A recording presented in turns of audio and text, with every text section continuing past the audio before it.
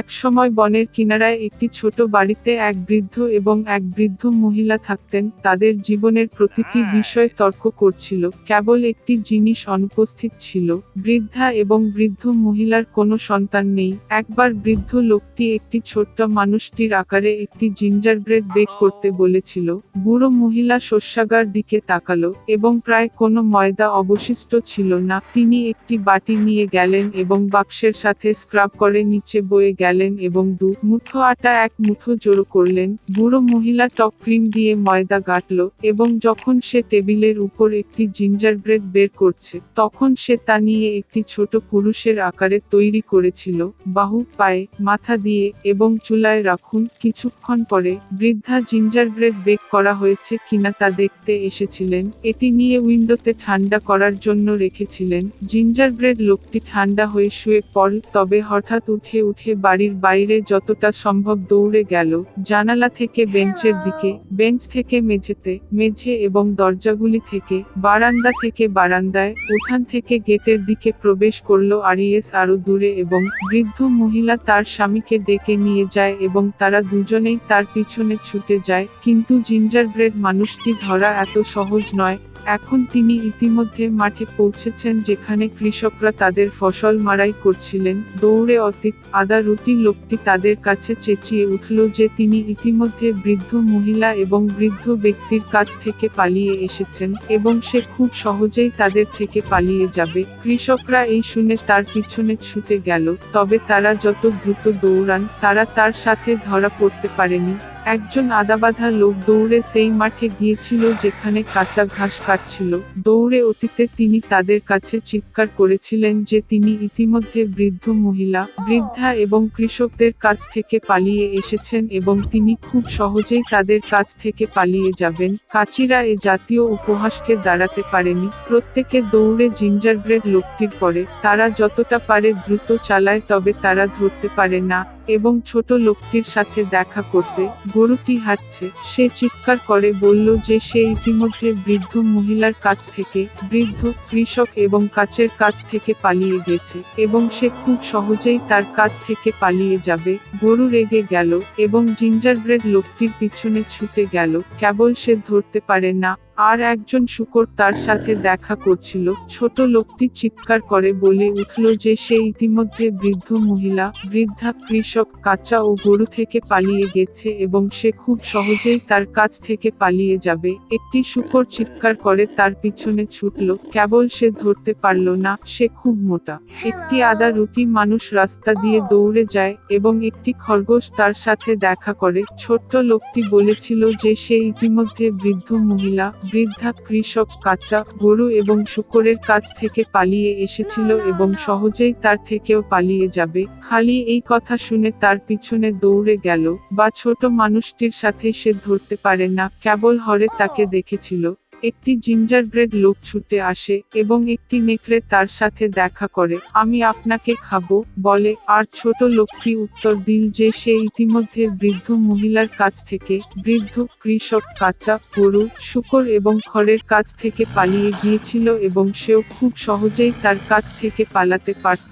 নেকড়ে লম্বা হয়ে জিঞ্জারব্রেডের দিকে ছুটে গেল এবং সে লাফিয়ে উঠল আর তার সাধ্যমতো দৌড়ে গেল। কেবল নেকড়ে তাকে দেখে। একটি জিঞ্জারব্রেড লোক ছুটে চলেছে এবং একটি বিশাল ভালুক তার সাথে দেখা করছে। তার ছোট মানুষটি ভয় পেল না, কিন্তু চেঁচিয়ে উঠল যে সে ইতিমধ্যে বৃদ্ধ মহিলার কাছ থেকে, বৃদ্ধা, কৃষকদের কাছ থেকে, কাঁচা থেকে এবং গরু থেকে, শূকর থেকে, খড়ের কাছ থেকে এবং নেকড়ে থেকে পালিয়ে গেছে এবং সেও খুব সহজেই তার কাছ থেকে পালিয়ে যাবে। একটি প্রচণ্ড ভালুক তার পায়ে স্ট্যাম্প লাগালো এবং তার পিছনে দৌড়ে গেল, তবে ভালুকটি খুব দ্রুত ধীরে ধীরে পড়েছিলেন।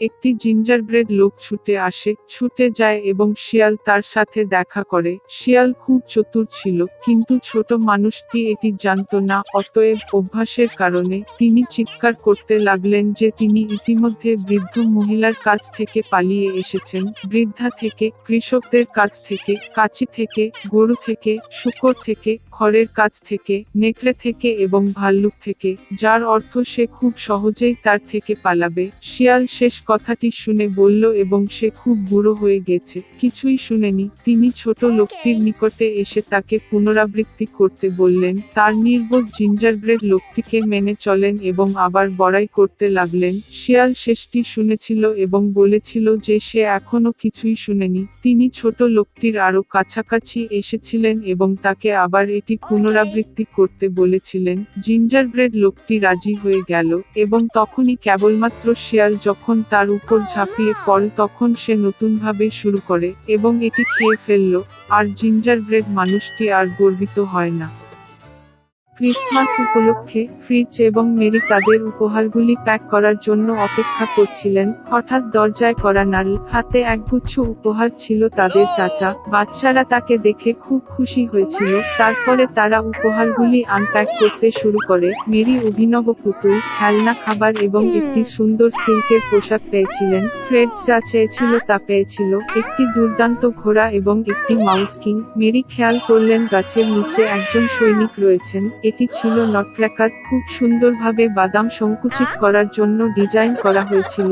মেয়েটি সত্যিই এটি পছন্দ করেছে, তবে ফ্রিজ বলেছিলেন এটি তার উপহার এবং এটি তার বোনের কাছ থেকে নেওয়ার চেষ্টা করেছিলেন। বাচ্চারা এতক্ষণ নিউট্র্যাকারকে প্রসারিত করেছিল যে তারা তার হাতটি ছিঁড়ে ফেলেছে। ভাঙা খেলনা ছেলেটির জন্য অপ্রয়োজনীয় হয়ে উঠল। মেরি খুব বিরক্ত হয়ে কান্নায় ফেটে গেল। তবে আমার চাচা সৈনিককে মেরামত করতে পেরেছিলেন। মেয়েটি খুশি হয়ে তাকে আলতো করে জড়িয়ে ধরল। দিনটি খুব ব্যস্ত ছিল, তাই তিনি শীঘ্রই ক্লান্ত হয়ে পড়লেন এবং ঠিক গাছের নিচে ঘুমিয়ে পড়লেন। ঘুমের সময় মেরি অদ্ভুত শব্দ শুনতে পেলেন। তারা মাউস ফাস্ট মত ছিল। মেয়েটি চোখ খুলল। বাড়ির জিনিসগুলি তাদের চেয়ে অনেক বড় মনে হয়েছিল এবং যে গাছের নিচে সে ঘুমিয়েছিল সে গাছটি একেবারে বিশাল আকার ধারণ করেছিল। মেরি বুঝতে পেরেছিলেন যে এটি যে বস্তুগুলি বৃদ্ধি পেয়েছিল তা নয়, বরং সে হ্রাস পেয়েছিল। হঠাৎ তার সেনাবাহিনী নিয়ে মাউস কিং অবাক হওয়া মেয়েটির চোখের সামনে উপস্থিত হল। মেরি খুব ভীতু হয়ে পালাতে চাইলেন, কিন্তু বিশাল ইঁদুর তাকে থামিয়ে দিয়েছিল এবং তারপরে একটি অলৌকিক ঘটনা ঘটল। নিউট্র্যাকার তার পায়ে ঝাঁপিয়ে পড়ে মেয়েটিকে ধরল। তারা তৎক্ষণাৎ বইয়ের শেলফে গাছটি উপরে উঠেছিল এবং এটি ফ্রেডজের খেলনাগুলিতে পড়ছে। চীনের সৈন্যদের পুরো সংগ্রহ ছিল। নিউট্র্যাকার সাহায্যের জন্য ডেকেছিল। সৈন্যরা সঙ্গে সঙ্গে তাদের পায়ে ঝাঁপিয়ে পড়ে তার পিছনে দৌড়ে গেল। নটক্র্যাকার সেনাবাহিনীর কমান্ড গ্রহণ করলেন এবং সৈন্যরা মাউস রাজার সেনাবাহিনীর সাথে লড়াই করতে লাগলো। খেলনা এবং ইঁদুরগুলির মধ্যে লড়াই ছিল মারাত্মক, তবে দুর্ভাগ্যক্রমে অনেকগুলি ইঁদুর ছিল এবং নিউট্র্যাকার বাহিনী পরাজয়ের শিকার হতে শুরু করে। মেরি এটি দেখে তার লুকানোর জায়গা থেকে দৌড়ে গেল। সে তার জুতোটি মাউস কিংয়ের দিকে ছুঁড়ে মারল এবং তাকে সরাসরি মাথায় আঘাত করল এবং সে অজ্ঞান হয়ে মেঝেতে পড়ে গেল। বাকি ইঁদুররা বুঝতে পেরেছিল যে যুদ্ধটি হেরে গেছে এবং সমস্ত দিক থেকে পালিয়ে গেছে। মেরি ছুটে গিয়েছিলেন নটক্র্যাকারের কাছে, তবে তিনি অচেতন হয়ে পড়েছিলেন কারণ মাউস কিং তাকে খারাপভাবে আহত করেছিলেন। মেয়েটি ভেবেছিল যে সে মারা গেছে এবং কাঁদতে শুরু করে এবং হঠাৎ মেরির পিছনে একটি সুন্দর পরী হাজির। সে মেয়েটিকে সাহায্য করার সিদ্ধান্ত নিয়েছে। তার লাঠির একটি তরঙ্গ দিয়ে তিনি নিউট্র্যাকারকে পুনরুদ্ধার করলেন। তার দণ্ডের দ্বিতীয় তরঙ্গ দিয়ে পরী সৈনিকটিকে একটি সুদর্শন রাজপুত্রে পরিণত করেছিল। মেরি এবং নটক্র্যাকার একে অপরের দিকে প্রেমময় চোখে তাকিয়েছিল এবং তাদের চোখ বন্ধ করতে পারেনি। তৃতীয়বারের মতো তার লাঠির ওয়েবহুইল নিয়ে পরী প্রেমিক যুগলকে মিষ্টির রাজ্যে নিয়ে গিয়েছিল। সেখানকার গাছগুলি মিছরি দিয়ে তৈরি হয়েছিল এবং ফুলগুলি মার্বেল দিয়ে তৈরি হয়েছিল। এটি একটি দুর্দান্ত জায়গা ছিল। মরিয়ম আনন্দে এক সেকেন্ডের জন্য চোখ বন্ধ করল এবং হঠাৎ তিনি তার মায়ের কণ্ঠস্বর শুনতে পেলেন, যিনি তাকে নাম দিয়ে ডাকেন। চোখ খুলতেই মেয়েটি তার মাকে দেখেছিল, যে তাকে বিভ্রান্তিতে দেখছিল। মেরিও বুঝতে পারছিল না কি হচ্ছে। মেয়েটি তার দুর্দান্ত যাত্রার কথা জানিয়েছিল, তবে তার মা কেবল মিষ্টি হাসলেন। তারপরে মেরি তার বাহুতে পিউটার নিউট্র্যাকারকে দেখতে পেলেন এবং তারপরে তিনি বুঝতে পেরেছিলেন যে তিনি সারা রাত ধরে গাছের নিচে শুয়েছিলেন এবং তার যা কিছু ঘটেছিল তা কেবল একটি প্রাণবন্ত স্বপ্ন। কয়েক বছর পরে তাদের গডফাদারের ভাতিজা মেরি এবং ফ্রেডকে দেখতে এসেছিল। ঘরে এন্টার করতেই মেয়েটি প্রায় অবাক হয়ে মেঝেতে পড়ে গেল। ছেলেটি দুটি ফোঁটা জলের মতো নটক্র্যাকারের মতো লাগছিল। তিনি প্রথম দর্শনেও মেরিকে পছন্দ করেছিলেন, কিছু সময়ের পরে তারা বিবাহবন্ধনে আবদ্ধ হয় এবং মিষ্টির জাদু রাজ্যের চেয়ে খারাপ আর বাঁচেনি।